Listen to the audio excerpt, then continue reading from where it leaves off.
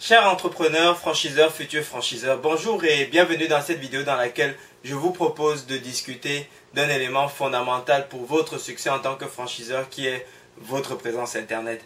En fait, vous avez décidé de vous lancer en franchise parce que c'est effectivement un système extrêmement lucratif et extrêmement avantageux lorsqu'on souhaite se développer, c'est-à-dire que ce que vous avez besoin d'investir pour pouvoir développer votre réseau et en termes d'investissement financier largement attractif par rapport déjà à ce que ça vous coûterait d'ouvrir un seul magasin. Maintenant, vous vous êtes mis sur les sites de franchise qui est le mode de recrutement, le mode d'identification de franchisés plutôt classique. Mais si vous avez suivi d'autres vidéos, lu notre rapport ou lu un de nos rapports ou plusieurs de nos rapports d'ailleurs, vous avez dû vous rendre compte que vous avez dû comprendre que les études démontrent que votre candidat franchisé mène de véritables recherches, de véritables études avant de sélectionner les enseignes pour lesquelles il postule. Et en réalité, cette étape de recherche préliminaire qui en fait n'a rien de particulier parce que quel que soit ce que vous aussi vous souhaiteriez acheter sur Internet, quel que soit le produit ou le service que vous souhaiteriez acheter sur Internet, eh bien vous aussi vous passez d'abord du temps à chercher sur Internet, à chercher de l'information. Bref, vous passez par cette étape de recherche. Donc il en est de même pour votre candidat franchisé.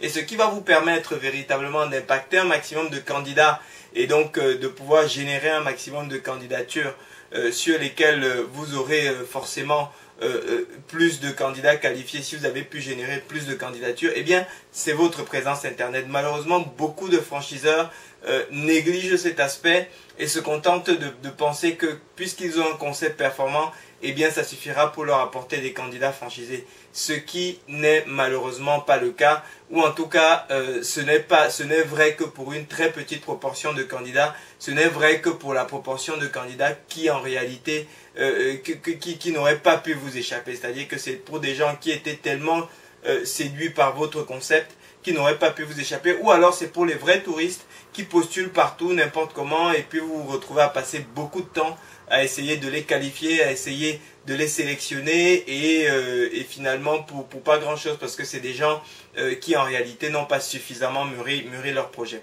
Alors, si on parle de présence internet, eh bien le premier élément sur lequel vous devez focaliser votre attention, c'est comment est-ce que le candidat franchisé vous trouve. Aujourd'hui, on a tous le même réflexe, c'est-à-dire que lorsqu'on cherche à acheter un produit, on va taper le produit en question sur Google et en général, on va tomber sur des sites comme des comparateurs ou des places de marché ou des choses comme ça qui vont vous présenter plusieurs produits, plusieurs fournisseurs.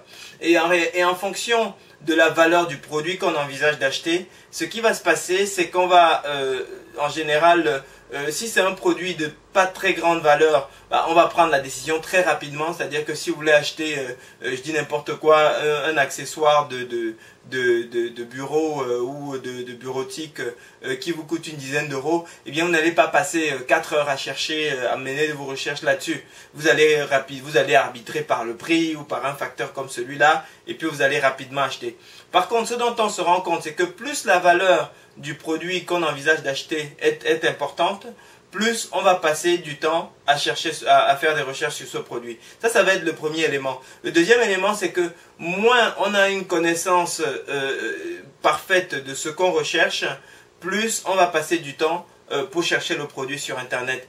Et il y a une troisième valeur qui impacte le temps de recherche qu'on va passer sur Internet, c'est la standardisation de l'offre qui nous est proposée. C'est-à-dire que plus le produit qu'on va chercher est extrêmement standard, moins on va passer du temps sur Internet. C'est-à-dire que si vous souhaitez par exemple acheter, je dis n'importe quoi, un stylo, eh bien ça va être extrêmement rapide. Vous allez passer presque zéro recherche parce que les produits qui vous sont proposés seront relativement standards. Et encore.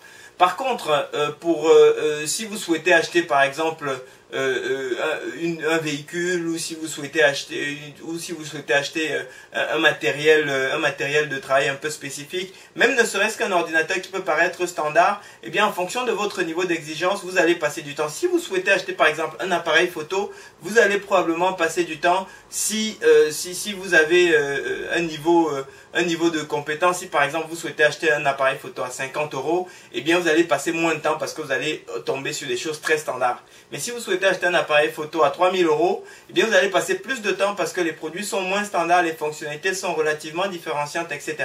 Eh bien, il se passe exactement la même chose pour votre candidat franchisé. C'est-à-dire que lorsque votre candidat cherche une franchise avec laquelle il va s'engager, ce n'est ni plus ni moins qu'une décision d'achat.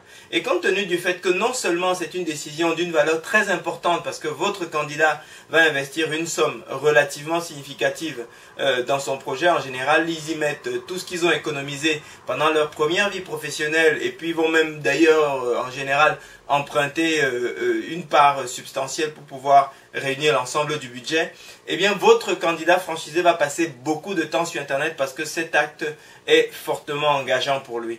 Ensuite, la deuxième chose qu'il faut savoir, c'est que les offres de franchise sont loin d'être standards. C'est-à-dire qu'en fonction des franchiseurs, eh bien, les performances seront différentes, les produits seront différents, les marchés seront différents, les contraintes seront différentes, les propositions financières seront différentes, la rentabilité sera différente, l'accompagnement sera différent. Donc, il y a vraiment un nombre important de variables que le candidat franchisé doit prendre en compte pour pouvoir choisir l'enseigne vers laquelle il va s'orienter. Donc ça va être un deuxième facteur de complexité de la recherche pour votre candidat franchisé. Et pour ces raisons-là, eh bien, il va passer de plus en plus de temps dans sa recherche. En réalité, l'achat d'une franchise, c'est l'un des actes les plus complexes, l'un des actes d'achat les plus complexes qu'on puisse trouver. Pourquoi? Parce que quand vous achetez par exemple une maison, eh bien, vous allez effectivement investir un budget significatif, mais en réalité, vous savez au moins ce que vous avez. C'est-à-dire qu'il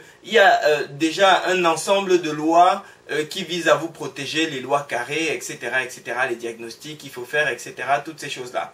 Ensuite, il y a surtout un élément qui va vous permettre de savoir la valeur de ce que vous achetez. C'est-à-dire que vous allez aller sur des sites, des sites immobiliers et vous allez pouvoir estimer de façon relativement facile la valeur du bien que vous souhaitez, vous envisagez d'acquérir en fonction du lieu, en fonction du nombre de pièces, de la surface, en fonction de l'aménagement, en fonction des équipements, etc., etc.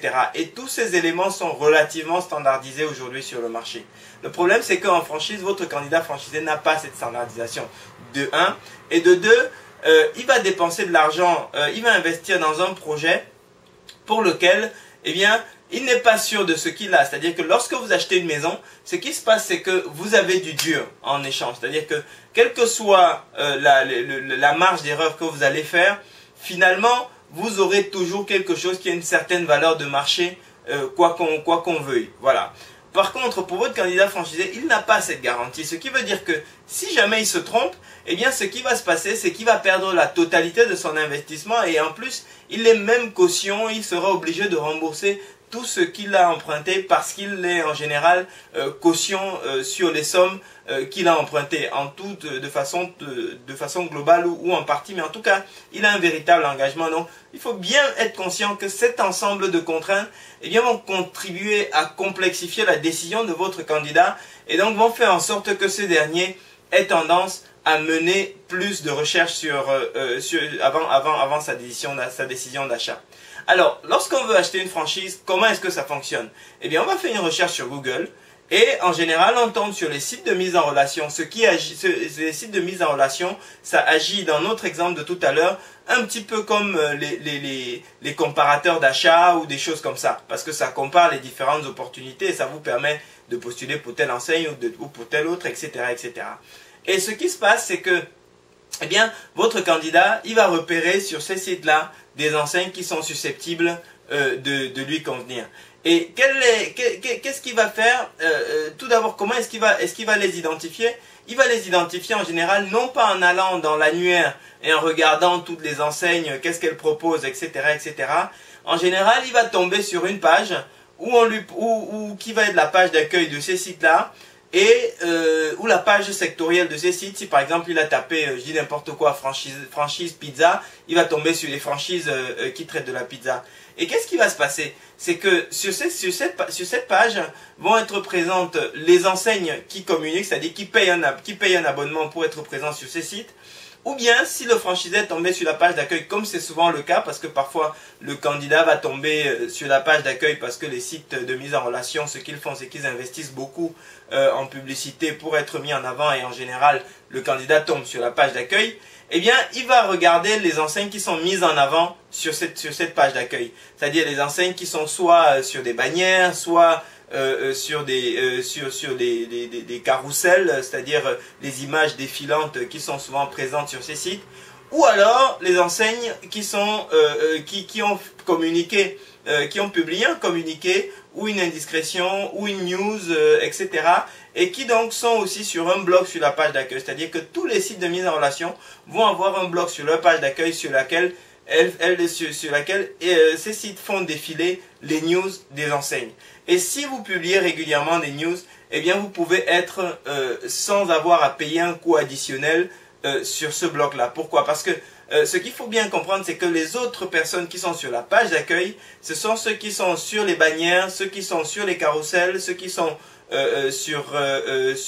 bref, qui ont payé pour faire du display de la publicité en affichage, et ceux-là ont payé un supplément en plus de leur cotisation habituelle.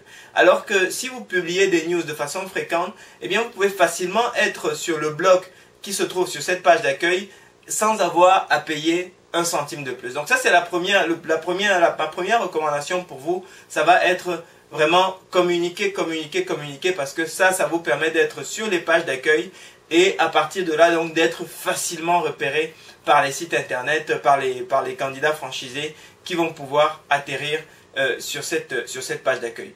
Donc voilà ce que je souhaitais partager avec vous dans cette première vidéo. C'est premièrement prendre conscience que la décision d'achat d'une franchise est très comparable à la décision d'achat de n'importe quel produit, et que vos candidats franchisés, eh bien, vont faire comme vous, ils vont aller faire une recherche sur Google et ils vont tomber sur ce qui correspond au comparateur dans le commerce classique, c'est les sites de mise en relation.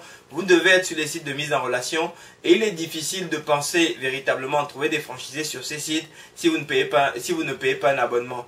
Et même quand vous payez un abonnement, la meilleure manière d'être retrouvé facilement par les candidats ou d'être le plus possible en face de ces candidats, eh bien, c'est de publier régulièrement des news, de publier régulièrement des informations ou d'acheter des bannières qui vous permettent également d'être visible sur ces sites-là. Donc, c'est ce que je souhaitais partager avec vous dans cette première vidéo. J'espère que vous avez véritablement pris conscience que l'achat d'une franchise, c'est une décision d'achat comme n'importe quelle autre, et que à ce titre-là, vous avez intégré le processus par lequel le candidat va passer pour pouvoir identifier votre enseigne. Donc, écoutez, j'espère que cette vidéo vous a été utile. N'hésitez pas à commenter si vous disposez d'un espace pour commenter sur cette page, et je pense que c'est le cas. Vraiment, faites-le pour moi, et j'espère que ce conseil actionnable vous permettra de rendre votre enseigne plus visible, de manière à générer plus de candidatures de franchisés et donc à maximiser vos chances de succès en tant que franchiseur. Merci de votre attention, faites-le pour moi, laissez votre commentaire sur cette page, et je vous souhaite bon succès dans vos aventures entrepreneuriales. Merci.